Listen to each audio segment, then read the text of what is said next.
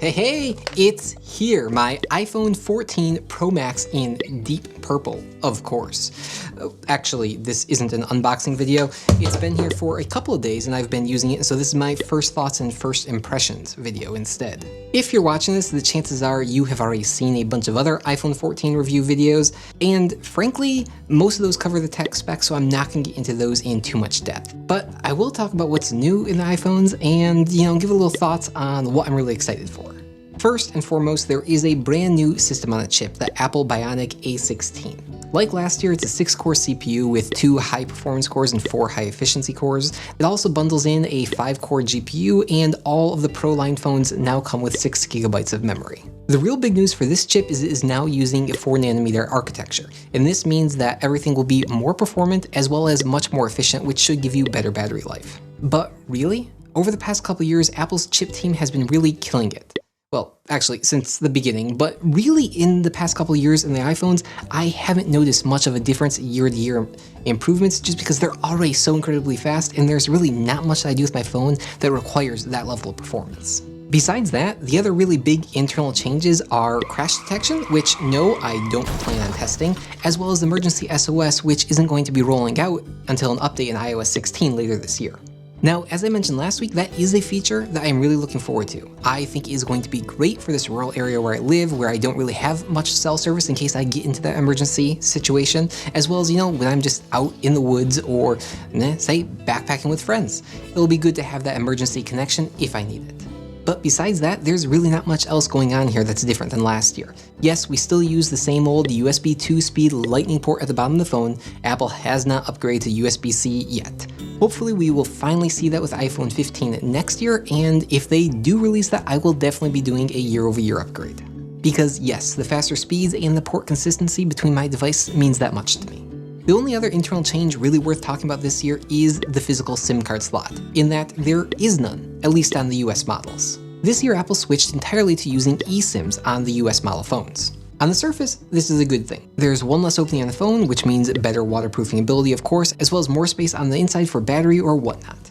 Besides that, the convenience of adding an extra carrier to your phone via eSIM is just amazing. The main problem with this comes down to 2 things, and that is whether or not your carrier supports eSIM as well as international travel. Now I've already checked, and most of the countries that I travel to regularly have a bunch of carriers that already support eSIM, so my travels will be a piece of cake. However, keep in mind that Apple only took the physical SIM card slot out of the US model phones. This means that, at least in Apple's eyes, the rest of the world isn't ready to go to eSIM only. So if you do a lot of international travel, be sure to check that the countries you go to have a reliable support for eSIM.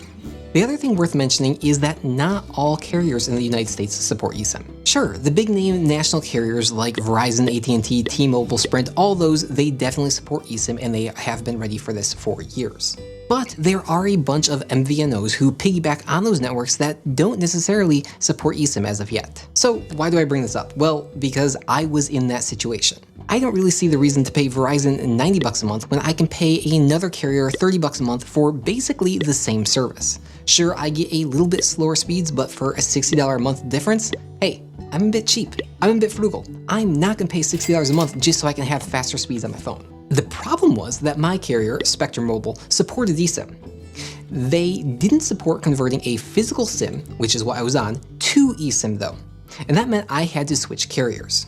Now this is really easy to do, and I was able to switch to a subsidiary of Verizon called Visible, which is a carrier that manages everything right through an app on your iPhone, and I still only paid $30 a month. Yes, during times of high congestion, Visible customers are throttled, whereas Verizon's postpaid customers are not. But frankly, I'm willing to make that trade-off. Now, here's the deal though. If you're frustrated with your carrier and are interested in trying Visible, please use my link down below because it turns out you'll get a $20 credit on your first month and I'll get a $20 credit on a future month as well. So I'd much appreciate that. But that's enough for the guts. Let's switch to the cameras, which are the second major area of improvement seen in the iPhone 14 Pro this year. All 4 of the iPhone Pro cameras have seen noticeable improvements, though some much more noticeable than the others, and that's of course the 3 back cameras as well as the front-facing selfie camera. The most notable of these improvements comes in the normal 1x camera. Its angle of view is a touch wider than last year. It is now 24mm wide versus 26mm, and the aperture is a bit slower, meaning that it lets in less light. But Apple has more than made up for this by using a much larger sensor which can collect more light data. This is actually a 48 megapixel sensor, which they are using something that they call quad pixel technology, which combines groupings of 4 pixels into one final pixel of much better quality and renders the final image as a much higher quality 12 megapixel image. But if you don't want JPEG and are willing to use the Pro RAW format, you can actually get the full 48 megapixel image of the iPhone camera, which creates some beautiful pictures. But the thing is, the quality difference between those 48 megapixel RAW images and Apple's processed straight out of the camera JPEG is really not that noticeable, so you might just want to leave it set to 12 megapixels to save yourself the storage space.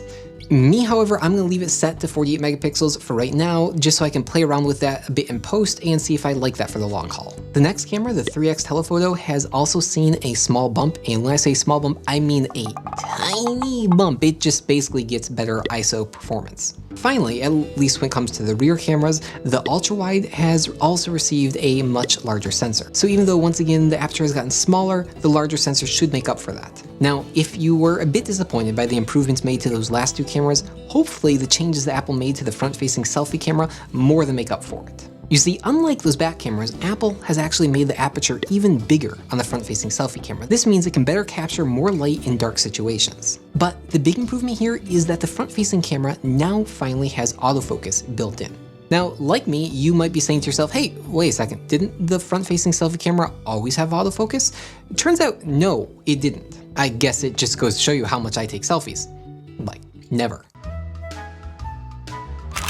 Now, you may be asking yourself why all those selfie pictures you took were in focus, and that's because that comes down to the smaller sensor size in phone cameras versus real cameras. You see, the smaller the sensor, usually the more depth of field, and so the more that can be in focus. But now that the front-facing camera on the iPhone 14 Pros have autofocus built in, that means your selfies should be just crystal sharp.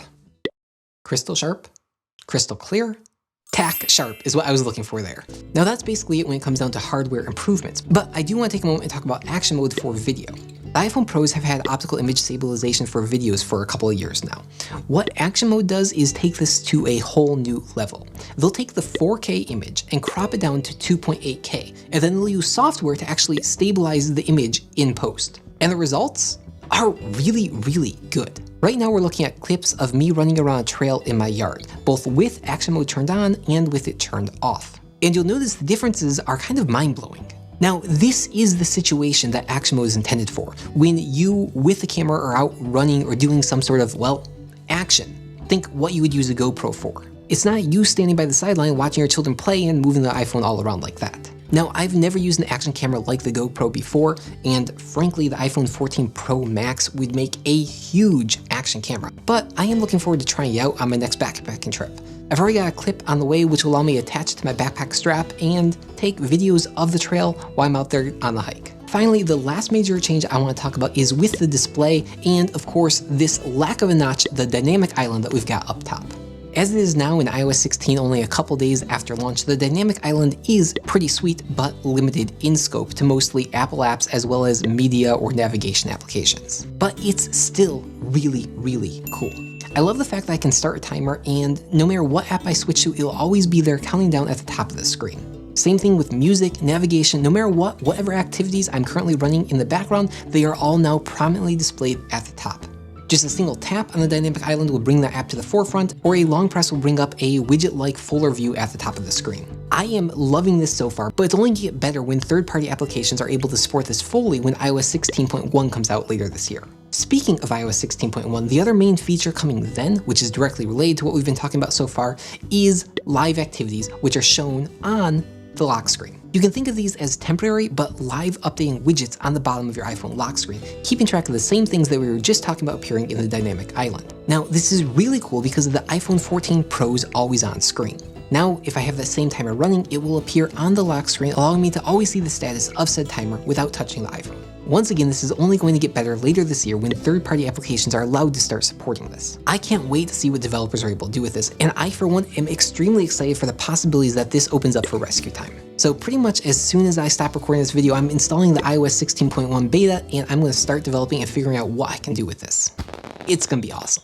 That's about it as far as the major changes, but there are still a couple things I want to talk about. Firstly, the colors. I just don't understand why Apple doesn't like vibrant colors, especially when it comes to the Pro line. In case you can't tell, I like vibrant colors. My office is orange to help wake me up in the morning. And besides orange, my other favorite color is purple. And so of course, when a purple iPhone came out, I knew I had to have it. And frankly, I'm happy about it, but I really wish it was a much richer purple color versus this grayish purple that Apple is just calling deep purple. Come on, Apple, give me a real vibrant pro product. The other thing is the industrial design. Now, this industrial design is a couple of years old, but there is something that I really want to talk about with this. I've used the iPhone 12 mini for the past couple of years, and frankly, I think this is my favorite Apple design product ever. It is fantastic, it is so comfortable to hold, and I just think the design is perfectly beautiful. The iPhone 14 Pro Max is the same design, just bigger, and frankly, it doesn't work. It is incredibly uncomfortable to hold and always feels like it's going to slip out of my hand. Now, I always get cases for my iPhone because I'm a klutz and I'm not very careful with them, even though I should be at this price point. But this year, I'm getting a case for the iPhone 14 Pro Max because otherwise, it just wouldn't be comfortable to hold. And besides the fact, these camera bumps have gotten huge. And I know if I didn't have a case on this, the wobble when placing it down on a desk would drive me crazy over the coming year. And that's all for now, but I do hope you stick around because next week I'm going to be talking about the Apple Watch Ultra, which I am really looking forward to, way more than the iPhone. But I'm still not sure if I'll be keeping it because I do have tiny wrists. Please stay tuned. I hope you stick around for it. Till then, bye. Now if I have a timer running, now if I have that same timer running that we were talking about, now, the next camera, the 3x camera, 3x telephoto lens,